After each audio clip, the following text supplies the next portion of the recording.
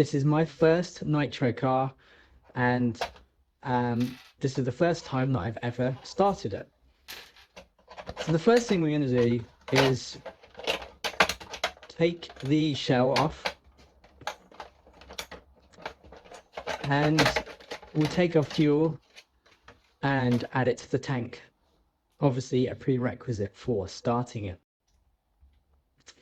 Make sure I seal it off. Don't want to spill nitroglycerin everywhere.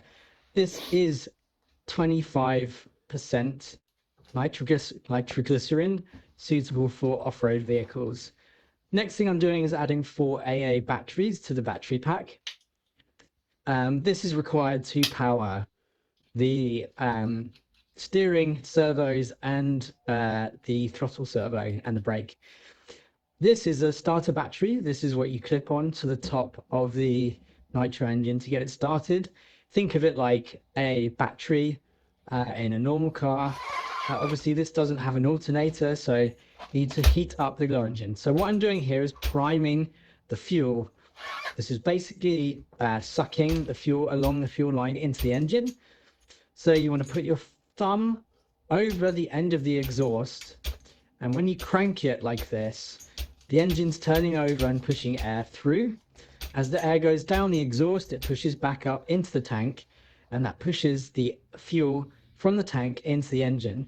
So it's almost sealing off the exhaust pipe and turning it over, and it forces the fuel around the system. The next thing we want to do is turn on the controller and turn on the electrics in the car, and clip on the starter battery. This heats up the glow engine, the glow plug, if you will, and the light on top of this one will turn green when it's ready to crank over. So once I've done that, I'm just chucking it up on a couple of wheels, so I can try and turn it over. You don't want the wheels to be touching, because if you have the throttle turned up too high, then your car is going to run away, especially in an indoor environment. You don't want that to happen.